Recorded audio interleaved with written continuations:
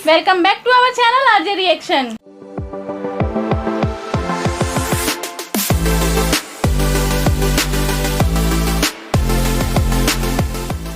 मैं हूँ रेनू और मैं हूँ आपके साथ ज्योति। तो कैसे हैं आप सब? उम्मीद है अच्छे होंगे और मजे में होंगे। आज जो हम आप सबके लिए वीडियो लेके आए वो अक्षरा सिंह का सॉन्ग है और इस सॉन्ग का नाम है दोस्त नहीं के बंगलिनिया के। और ये सॉन्ग हम अक्षरा सिंह के चैनल से लेकर आए हैं। उस चैनल को भी आप जरूर सब्सक्राइब कीजिए, वीडियोस को भी जरूर लाइक कीजिए। तो आई थिंक सो कि विदाउट टाइम वेस्ट के हम वीडियो देख लेते हैं और बाकी की बातें बाद में करते हैं। कहो मिल गई बंगलिनिया से छुट्टी? अरे ताड़ाताड़ी खाना दो ना, खा के फिर ड्यूटी पर जाए के बाद। बंगलिनिया फोन कर छे। आए अरे तोड़ा ताड़ाताड़ी करले से किछु होबे ना। बराबर ला हुड़ ला। ठीक है हम आवत तनी। एक सकाले के गइल बिकाले आइल ह। अबर पता न कहाँ जाइला कहता। की गो चुपचाप बैठबे कि लात खाबे? झूठो बंगलिनिया के मस्त लाइन बोल रही है लेकिन खुदे बड़का ठरकी ह। खुदे बड़ा ठरकी है।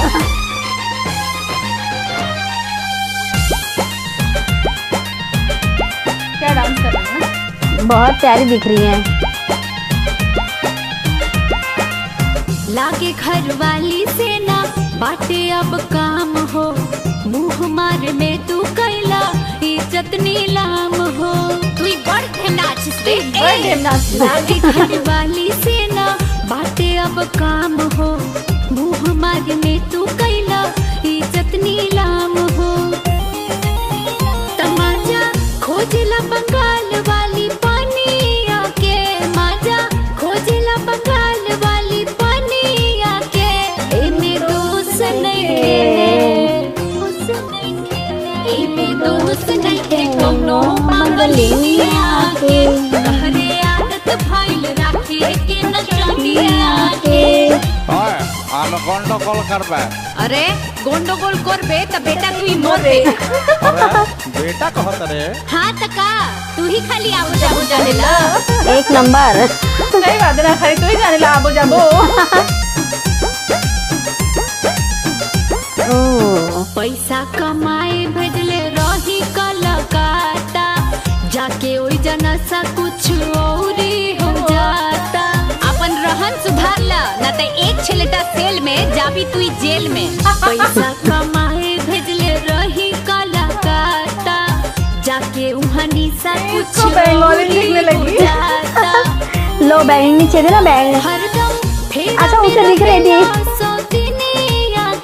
हरदम फेरा में रहेला सब दुनिया के। एमे दोस्त नइखे, एमे दोस्त नइखे कोनो बंगलिनिया के। रहने आदत भइल राखेला नचनिया के। हम जाबो त जाबो, भले ना खाबो बाकी जाबो।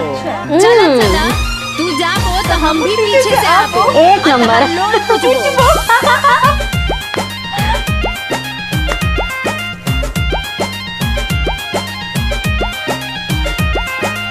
नेचर सिग्नेचर तहर कबहू न बदली, झूठे बदनाम बा बंगाल के चित बदली।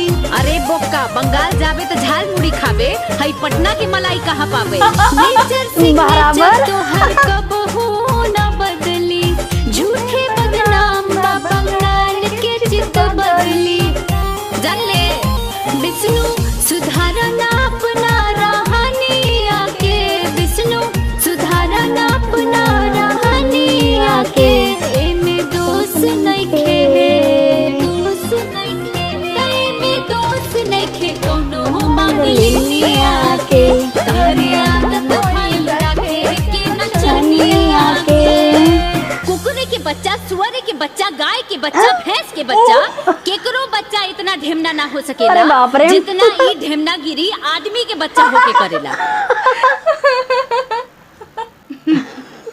सॉन्ग सुपर था, बहुत सुपर। एक नंबर। बोलने का तरीका क्या था मस्त ना। अक्षरा सिंह का एक्टिंग और क्या मतलब उनकी भी वॉइस कितनी अच्छी है। बहुत अच्छी। हाँ क्या एक नंबर गा रही थी। हाँ और लास्ट में क्या बोला तू? सुअरी के बच्चा, गाय के बच्चा, पूरा एक साथ में इतना सारा बोल दिया। हाँ इतना ढेमना ना होला जितना तो इंसान के बच्चों के ढेमना। आदमी का बच्चा और वो लाइन पे तो जो हंसी आ रही थी। स्टार्टिंग बोलते ना तुम्ही बर्ड है नाच रे। तो सॉन्ग में कितनी सारी बंगाली लाइंस बोली गई हाँ है ना। बहुत सारी लाइन थी और बहुत ही एक पॉइंटेड थी एकदम सब। सच में बोल के बता। और वो विष्णु जी वहां पर बोलते हैं अमी जाबो तो जाबो भले ना खाबो लेकिन जाबो। और अक्षरा सिंह भी तो बोलती है ना। हाँ फिर चला चला तुम्ही जाबो तो हम भी पीछे से आबो अतः लोन कुछ वो। एक नंबर लेकिन वो लाइन। मतलब इसमें ये बताया गया है कि मतलब एक बंगाली करके गाना आया था ना बंगालिनिया का। हाँ बंगलिनिया के बदली किया के मती मर लसरे बंगालिनिया। तो इसमें ये बताती है कि बंगालिन का कोई दोस्त नहीं है। झूठी बदनाम किया है सारे बंगालिन को, खुद ही बड़ा ठरकी है। हाँ खुद ही नचनिया की आदत हो गई है। आदत हो गई है, घरे आदत भइल रखे के नचनिया के। तो वो बताती है कि झूठ मूठ बंगालिन की सबको बदनाम किया है, खुद ही ठरकी है साला। हाँ वो आखिर में उसने लास्ट में वो लाइन बोला ना आदमी से बड़ा ढेमना कोई नहीं है।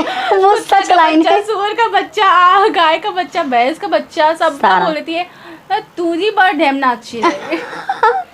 तो बोलेगी ना अब इतना पड़ी थी उनको जाने की बंगलेनी के पास तारीफ के फूल बांध रहे थे। झूठो बदनाम कैले बा बंगाल के चित्त बदली के और अपने ही तो ठरकी बन के घूम रहे हो और हरदम फेरा में रहते हो सौतिनिया के और आदत हुआ है नचनिया का।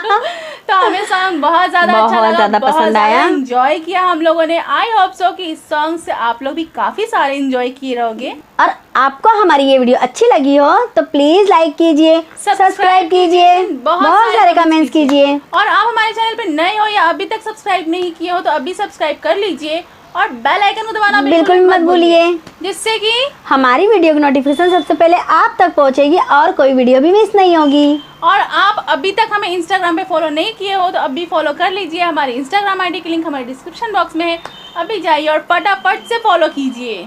तो खुश रहिए और बंगलिनिया के फेरा में बिल्कुल मत पड़िए और बने रहिए हमारे आज रिएक्शन के साथ। तो मिलते हैं अपने नेक्स्ट वीडियो में, तब तक के लिए बाय बाय। बाय।